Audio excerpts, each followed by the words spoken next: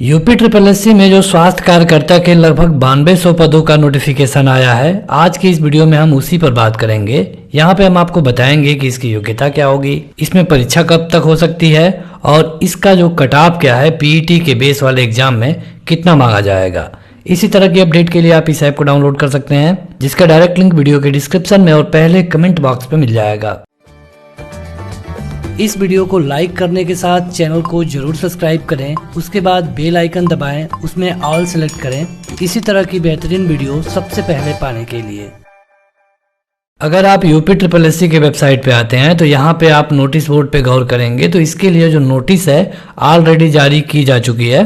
आप देखेंगे तो स्वास्थ्य कार्यकर्ता के लिए ये नोटिस है। अब यहाँ पे इस नोटिस को आने के बाद कई सारे लोगों के कई सवाल हैं और उन सभी सवालों का जवाब देने की हम पूरी कोशिश करेंगे। यहाँ पे देखिए जो लगभग 9212 पद आने वाले हैं, इसके लिए ये जो पूरा का पूरा पद होगा ये केवल महिलाओं का पद है। यहाँ पे जो स्वास्थ्य कार्यकर्ता की लगभग 9212 पद होंगे, ये टोटली महिलाओं के लिए होंगे। यहाँ पे कौन कौन सा पद होगा इसके बारे में जो नोटिफिकेशन आएगा उसमें आपको जानकारी मिल पाएगी। देखिए अगर आप यहाँ पे देखेंगे तो कहा गया है स्वास्थ्य कार्यकर्ता। अब स्वास्थ्य कार्यकर्ता तो कोई पद नहीं होता है, इसमें कई तरह के पद होते हैं, जैसे कि नर्स हो गया या फिर इसके अलावा और भी कई पद होते हैं।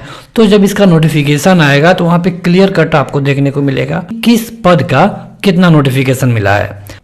जो पीईटी का रिजल्ट आया है उसके आधार पर ही इसमें आवेदन होंगे और यहाँ पे आप देखेंगे तो इसका पूरा डिटेल सिलेबस जारी किया गया है। यहाँ इस सिलेबस में बताया गया है कि 100 प्रश्न होंगे, कुल 100 नंबरों का, यानी कि हर एक क्वेश्चन का 1 नंबर, 2 घंटे मिलेगा और यहाँ पे नेगेटिव मार्किंग भी होगी 1.4 का, यानी कि अगर आप 4 क्वेश्चन गलत करेंगे तो एक सही क्वेश्चन के बराबर आपका मार्क काट लिया जाएगा। ये सेम वैसा ही है जैसा कि आपको पीईटी में देखने को मिला था।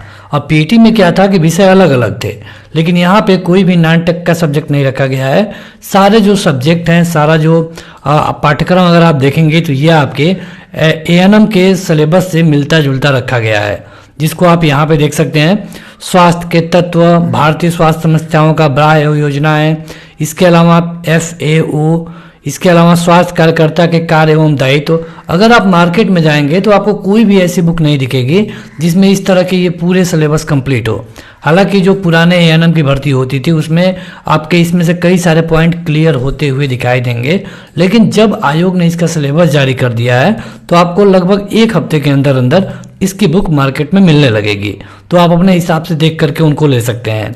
आपको बुक लेने में ये बस ध्यान रखना होगा कि उनमें ये सारे जो पॉइंट है ये क्लियर किए गए हों।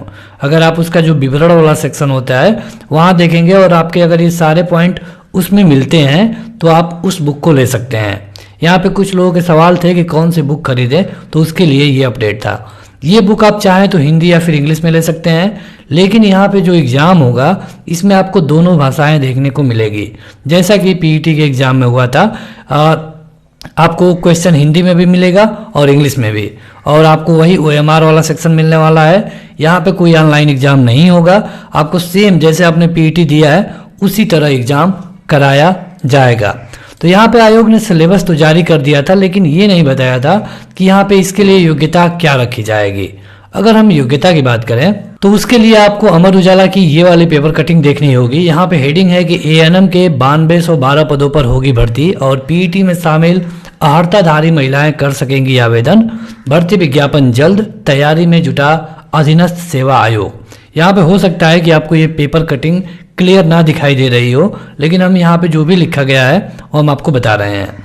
यहाँ पे कहा गया है कि महिलाओं को सरकारी नौकरी का तोहफा देने के लिए योगी सरकार ने विधानसभा चुनाव से पहले सहायक नर्सेस एंड मिडवाइफ, जिसको एएनएम कहते हैं, इसके भर्ती का रास्ता खोल दिया है। यूपी ट्रिपल एससी के महानिदेशक परिवार कल्याण के नियंत्रण वाले स्वास्थ्य कार्यकर्ता महिला के 9212 पदों पर इसकी कार्रवाई शुरू की गई है। आयोग की उप सचिव प्रियंका सिंह ने मंगलवार को बताया कि भर्ती से संबंधित परीक्षा योजना और पाठ्यक्रम को शासन ने मंजूरी दे दी है। प्रियंका ने बताया कि इस भर्ती में पीईटी में शामिल रहे अभ्यर्थी ही आवेदन कर पाएंगे, यानी कि ये भर्ती पीईटी पर है, ये तो पहले से ही क्लियर है। यहाँ पे अगर आप देखेंगे तो 100 प्रश्न होंगे ये बताया गया है, लेकिन यहाँ पे योग्यता के बारे में कुछ अपडेट दी गई है। यहाँ पे अभ्यर्थी की माध्यमिक शिक्षा परिषद की इंटरमीडिएट परीक्षा या फिर उसके समकक्ष कोई भी परीक्षा उत्तीर्ण होना चाहिए। इसके अलावा जो भारतीय परिचर्या परिषद के नियम है उसके अनुसार 1 वर्ष 6 महीना या फिर 2 वर्ष का सहायक नर्सेस एंड मिडवाइफ यानी कि जिसको एएनएम बोलते हैं प्रशिक्षण पाठ्यक्रम, यानी कि इसमें प्रसूति से संबंधित 6 माह का जो प्रशिक्षण होता है ये भी हो सकता है, ये आप जरूर पूरा कर लिया हो। और इसके अलावा जो UP nurses and midwife council Lucknow है इसमें विधिवत रजिस्टर्ड होना चाहिए। तो देखिए ये एक एक्सपेक्टेड है, मतलब कि यही आपसे मांगा जा सकता है चूंकि ये पूरी तरह से एएनएम की भर्ती है। हालांकि इसमें जब नोटिफिकेशन जारी होगा तो बताया जाएगा कि कहाँ पे और कितने पद होंगे, लेकिन जो आपका शैक्षिक योग्यता होगा यही रखा जाने वाला है। मतलब आपके पास एएनएम की डिग्री होनी चाहिए, आपका जो प्रशिक्षण है, इसके अलावा आपको लखनऊ में जो UP nurses and midwife council है वहाँ पे रजिस्टर्ड होना जरूरी है। तो ये आपने देख लिया, आपके सिलेबस वाले क्वेश्चन का जवाब यहाँ से आपको मिल जाता है। अब यहाँ पे लोगों का सवाल ये था कि इसका नोटिफिकेशन कब तक आएगा। तो इसका नोटिफिकेशन आपको 2 से 3 दिनों के अंदर देखने को मिलेगा। अगर इसका आवेदन 12 से 13 नवंबर को शुरू होता है तो 12 से 13 दिसंबर तक इसकी अंतिम तिथि होगी। यहाँ पे जो आवेदन होगा इसके लिए आपसे आवेदन शुल्क भी लिया जाएगा, जैसे कि पीईटी एग्जाम में लिया गया था। हालांकि आवेदन शुल्क की बात करें तो वही होगा 185 रुपये, 225 रुपये और SC/ST के लिए 75 रुपये या फिर 100 रुपये के आसपास रखा जाएगा। अब यहाँ पे जो सबसे जरूरी और बड़ी चीज़ है कि इसका परीक्षा कब तक हो सकता है। तो देखिए इसका परीक्षा अगर आप एग्ज़ाम कैलेंडर पे गौर करेंगे तो एग्ज़ाम कैलेंडर में बताया गया था कि इसका जो एग्ज़ाम है ये नवंबर में होगा। देखिए ये एग्ज़ाम कैलेंडर ओपन हो रहा है और अगर आप इसमें देखेंगे तो बताया गया था कि इसका जो एग्ज़ाम है ये नवंबर में होगा। यहाँ पे देखिए पीईटी परीक्षा के परिणाम के बाद जो विज्ञापन आएगा स्वास्थ्य कार्यकर्ता की 9212 पदों का, इसका एग्ज़ाम नवंबर में होगा। यहाँ पे प्रस्तावित तिथि या माह, लेकिन अब ये नहीं हो पाएगा। इसके लिए जो एग्ज़ाम है आपको लगभग जनवरी में देखने को मिल सकता है। अगर आयोग ठीक से काम करेगा तो इसका एग्ज़ाम जनवरी में हो सकता है, क्योंकि भले ही आचार संहिता लगी होगी इसके लिए बहुत ज़्यादा लोग नहीं होंगे। इसका जो एग्ज़ाम है आसानी से 3-4 जिलों में अगर 10-10 सेंटर बना दिया जाता है तो आसानी से करा लिया जाएगा। रही चुनाव की बात तो चुनाव फरवरी महीने में शुरू होंगे।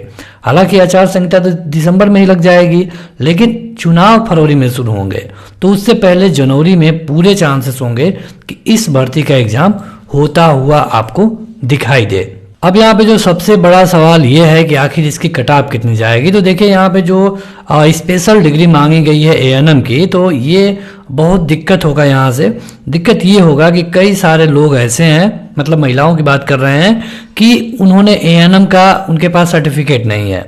अगर उन्होंने पीईटी दिया है तो उनके पास एएनएम का सर्टिफिकेट नहीं है। कई सारे लोग ऐसे हैं जिनके पास एएनएम का सर्टिफिकेट तो है लेकिन उन्होंने पीईटी एग्जाम दिया ही नहीं है, या फिर उन्होंने परीक्षा छोड़ दिया, या फिर उनका स्कोर काफ़ी कम है। तो इस आधार पे देखा जाए तो इसका जो पीईटी का स्कोर होगा ये काफ़ी कम भी रहेगा, तो आपको इसमें जाने का मौका मिलेगा। अगर एक अनुमानित स्कोर बताएं तो अगर आपका स्कोर 60 के आसपास है, ये हम परसेंटाइल पे बात कर रहे हैं, अगर UPSSC पीईटी में परसेंटाइल में 60 है और आप किसी भी कैटेगरी से हैं तो आप पूरी तरह से सेफ जोन में हो सकती हैं। हालांकि इसमें चांसेस हैं कि इसका कटऑफ और भी कम जाए, लेकिन अगर आपका परसेंटाइल 60 के आसपास है तो आप पूरी तरह से सेफ में होंगी, क्योंकि यहाँ पे काफ़ी कम लोग हैं जो दोनों हैं, जिनके पास जो पीईटी भी पास है और उनके पास एएनएम की डिग्री भी है। तो इस तरह के कई सारे बाध्यता होने के कारण जो इसकी कटऑफ होगी ये काफ़ी कम जाएगी। हालांकि ऑफिशियल कटऑफ इसके नोटिफिकेशन आने के बाद ही आपको पता चल पाएगा। तो आज के इस वीडियो में इतना ही। अगर आपका कोई सवाल है तो आप कमेंट करके पूछ सकते हैं। इसी तरह के अपडेट के लिए वीडियो को लाइक और चैनल को सब्सक्राइब करें। Thank you.